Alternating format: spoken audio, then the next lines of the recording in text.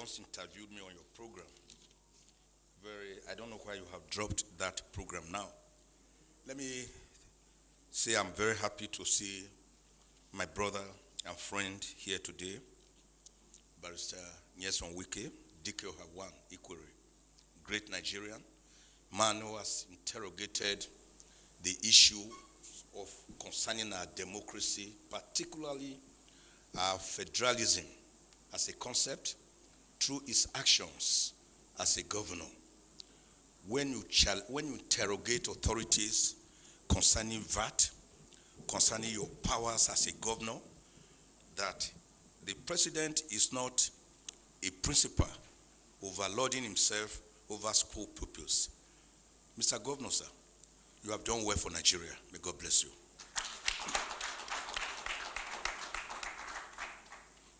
When I listened to my rights activist on the pulpit, that's what I call him, my very good friend, Bishop Hassan Kuka, I wasn't surprised about his take on this issue, because we seem to write the same way. Each time I read him, there was one day I read this article and I asked myself, is it because he's a bishop? Did he have the sense of Nostradamus or the oracle at Ileife, and he was able to gaze into what I had just written, which I was pushing out? Prolific man, we are lucky to have a you in these perilous times. Continue to speak up. Heavens will not fall. Like one person ever once told me, if the heavens fall, it will fall on all of us. But it's never going to fall. Nigeria nationhood, cohesion, do we have one? I know we don't have one. Nigeria is still yearning for nationhood after her independence since 1960.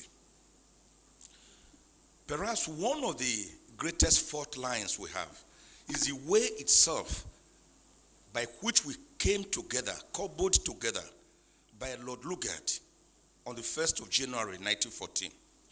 Perhaps one of the most or the strongest fault lines is the way we were even named when we were formerly called Royal Niger Company Protectorates. And one young lady felt that name was too long. And she wrote an article in the London Economic Times on the 8th of January 1897. I said we should call that country, that area around the Niger area, which was how we came by the name Nigeria. We didn't really agree that we were going to be one country. The Berlin West African Conference of about 1844 to 1845 merely partitioned West Africa amongst the Portuguese, the Germans, the English people, and all that. So it was not as if we agreed to come together as one nation, which is why everyone is still suspicious of the other one. We already had the Hausa city-states, the Igbo city-states, the Karen Bonu Empire. Remember, we had great kingdoms, the Oyo Empire, the Benin Empire. Remember the great role of Oba Ovorami Nogbaise, the man who told the British, don't visit Benin during that holy month in December of 1897. And the British said they must visit. And of course, the guards who were in charge of the moat seized them and killed them. That was what led to the infamous Benin punitive expedition of 1898, February, led by a British who led 1,200 troops. Didn't we know about people like great kings like Oba or like King Jaja of Opobo? They were already there. Moremi, Queen Idia. So we had our set ways of life, and we were happy before the British came with their mercantilism, holding the Bible in one hand And of course, slave trade, on the other hand, a trade that was to ravage us for over 500 years before people like William Wilberforce, Thomas Clarkson, even our own Olaudo Equiano stepped in. And before the great American, Abraham Lincoln, on the 19th of November, 1863, abolished slave trade, for which, of course, he was promptly executed in 1865. So the problems have been there. That is why no Nigerian believes I am a Nigerian. If you ask me, I will say I'm from Ijukwe, a small village near Agenibode, in Esako, East Local Government Area of Edo State.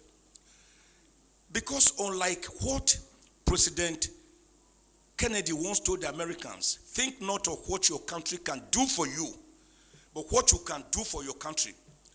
Nigerians ask themselves, what has Nigeria done for us that we are in turn expected to do much for her? That is why go around Abuja or Lagos or any city in Nigeria on Sundays and you see the various town unions, because the people believe more in their town unions, in their village enclaves, than that contraction called Nigeria, which is practicing unitarism rather than federalism. And my bishop brother narrated the history very well. The American Revolution, the independence of 1776, and of course, the Philadelphia Convention between May and September 1787, where they decided to have a more perfect union with 50 confederates coming together.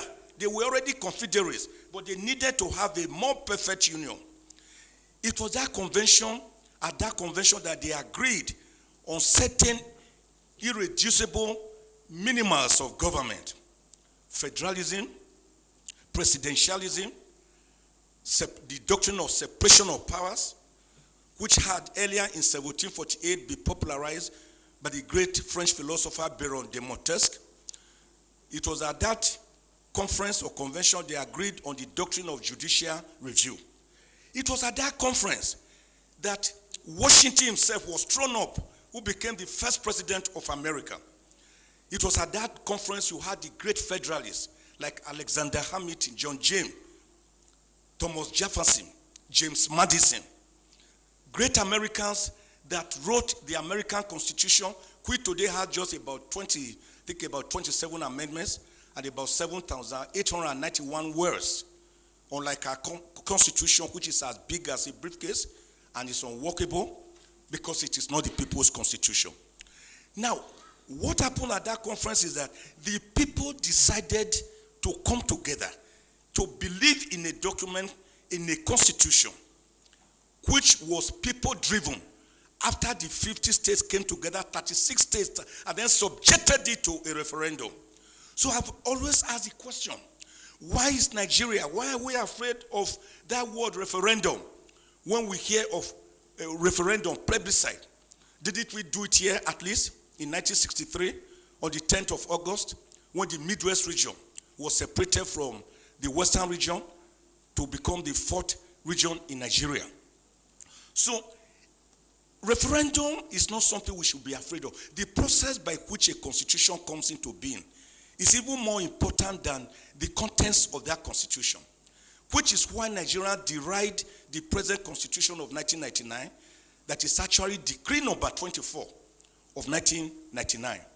So the American Constitution was people-driven, unlike the Nigerian Constitution that was a militarily imposed constitution.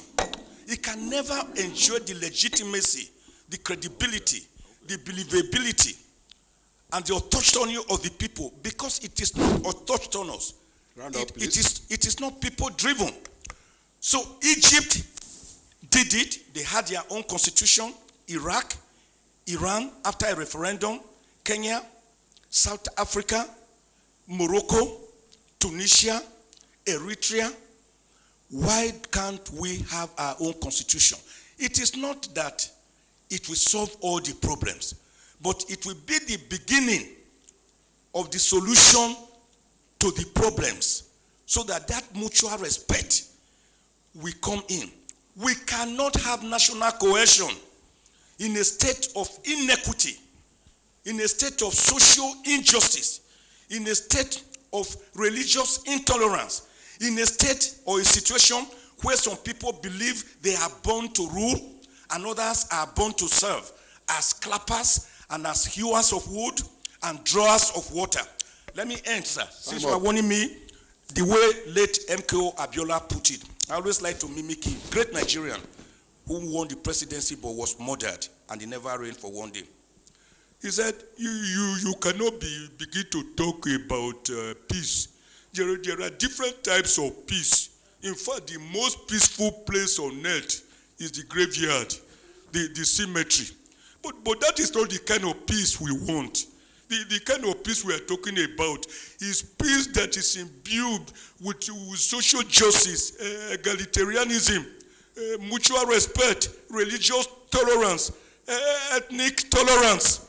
That is the kind of peace we are talking about. God bless Nigeria. Thank you.